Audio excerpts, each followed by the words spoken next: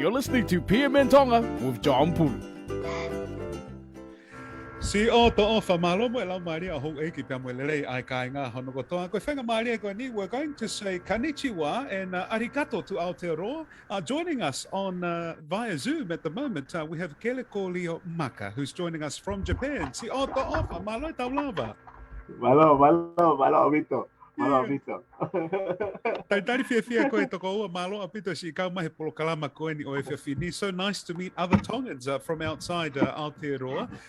Ka taki pe mo e Kelekolio ki i whakamatala mai ai kamata anga koe na a ho o wholau atu ki he whonuana. Koia. Tau na bawa me nusila he taiva hiva fitu. Koia. Na orat ki nusila he maluono pe alu haton pe ki kisponio o ngau he tori. Koia. Se takai ho lai pe he mo kau si ai pe ki kau tonga to si ai. Ko family pe tong. Koia. Pau no he valu o no fai pe ai. Se pau bawa he mai me nusi me kispon he hiva fitu. Alo Hawaii. Ai ko Hawaii i o ho ngau i Hawaii.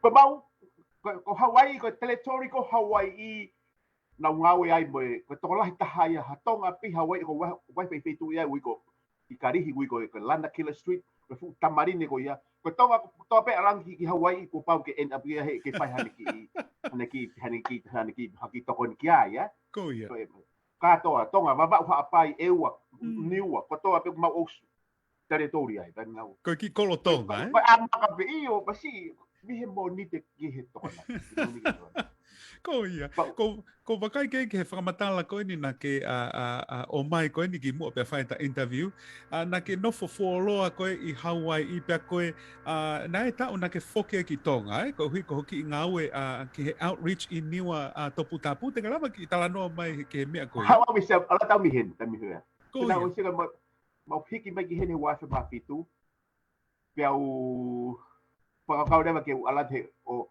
alu ki nio topu tapu kau forward i lafa ko ia outreach ai okay pai really yeah pia forward i lafa o ala na te fokat ki tong he wafe ho fulu o mau alu ki nio topu tapu na mau ia he mai na ni ma he tsunami o toko ni ngai ngau ke apido pina no ai wow ai ko ha ho ngau e na ke whakahoko he taimi na ke i niwa topu tapu ai so you were helping with the relief work Iyo ko abana ki moto ataha na utuku mai deva kateu ke honga o take ngau e ka me aku na find na alu takai by myself ke osio ke ngai mala e bawa aga ngai api o ku fe ma ba na paki faru fa ni fare tong ai ko wa o bawa o talo akau tokon ke fe na matu ya ako la hai taha ko o tu finiu ke fanga puaka e kakai ya yeah. Ngau e lahi. Yeah, every day. Ko ia.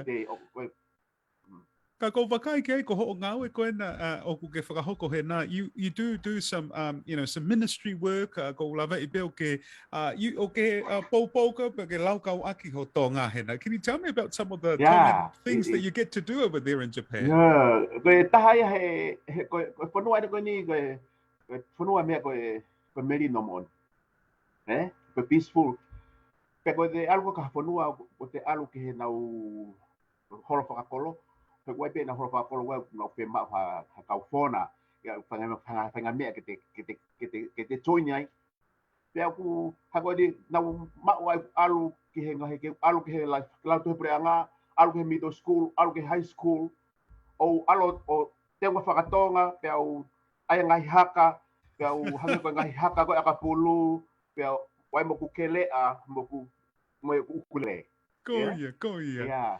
And why do you do that, Kelekolio? What makes you so proud to do and represent Tonga over there?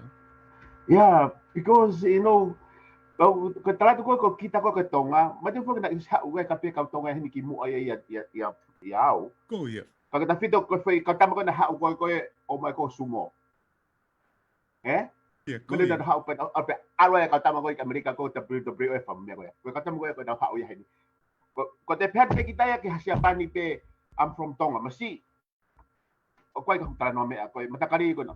Hai Hai, tani ko te me kata kita hua to ni mana apa pakai apa. Pero nau fia ke hanga whakahaho kare ni ti pa ko ke whai bea wihita ni. That's Tiko beautiful. ta oke ne ta tolu e mauheni. Wow. Ana mau If ma tolu ke mau ma tolu ke mo tu ia o kolosia he langa whakawhakawa o lolo ia he Golden Bridge. Really? California. Oh, Yeah. wow. Fitu ko ia ko Tokushima.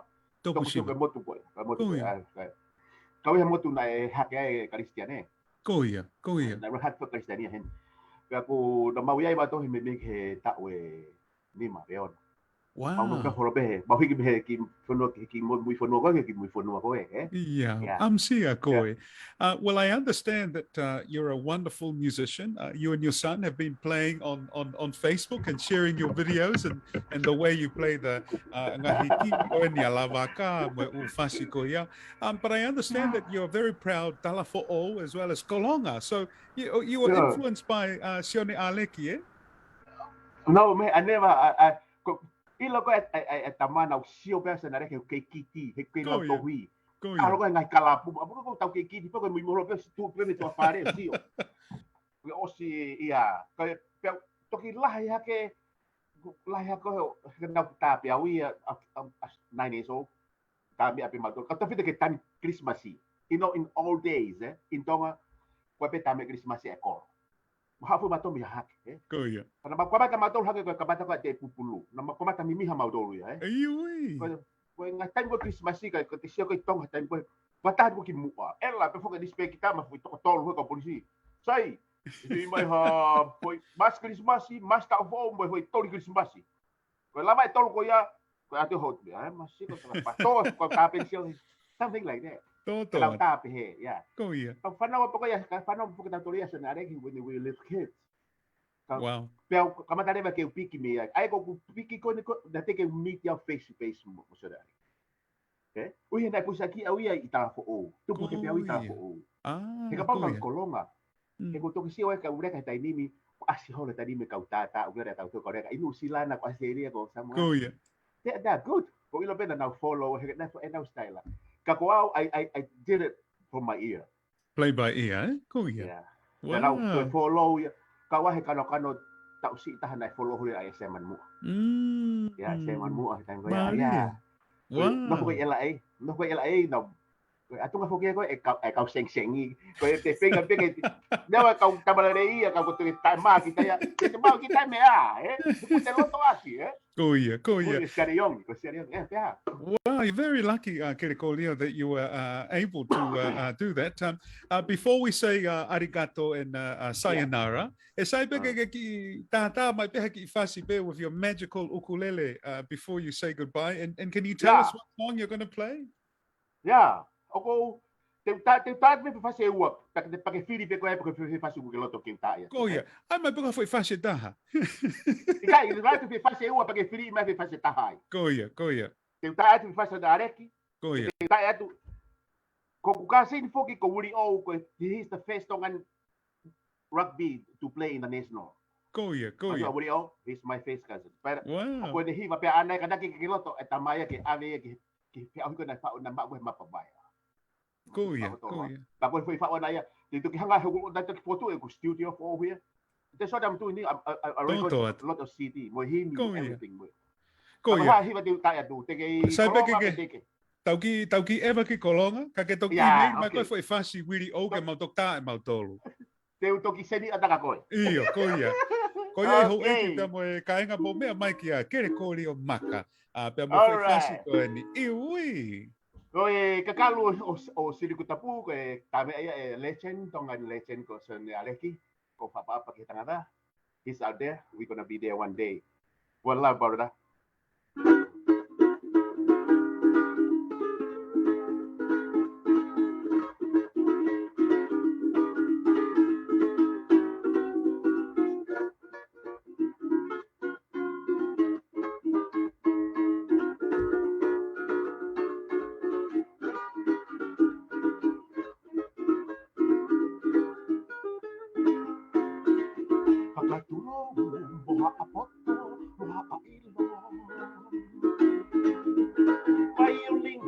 Peniteling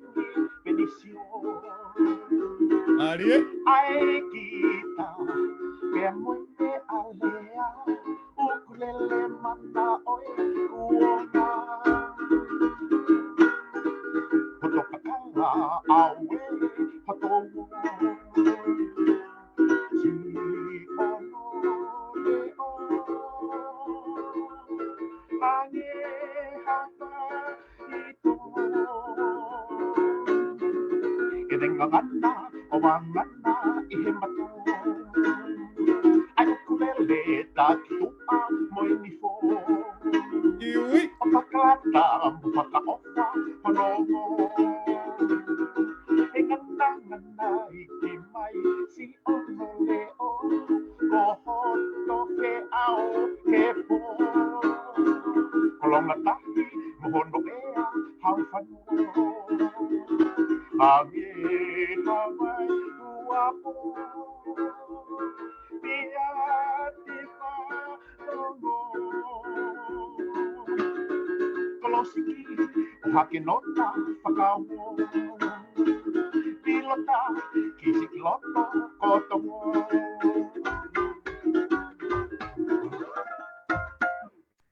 Yo! Sauke, Malo, apito. Marie. Haueki pa muhamata pure ko tau tangata tonga i sia pani arigato ko kere ko rio maka. Arigato gozaimashita. You have to come back on the program again soon, my dear brother. Malo, Yeah. apito to ko ni maketa pulu kalama. Malo, Abito, I feel blessed from you guys, your brothers. Thank you very much. I'm open to you anytime. You can come anytime, yeah? O falahi atu kia ko. Yeah. O faka ko my family. Yeah, Mamoa. Malo, Abito, God bless you all and God your bless. guys' beautiful family. Malo, Abito, Johnny. Arigato. Yo. Haueki Arigato muhamata pure. gozaimashita. Ko tau Yeah. tangata tonga i sia pani. We'll be back very soon. You're listening to PM Tonga. You're listening to the voice of the Friendly Islands.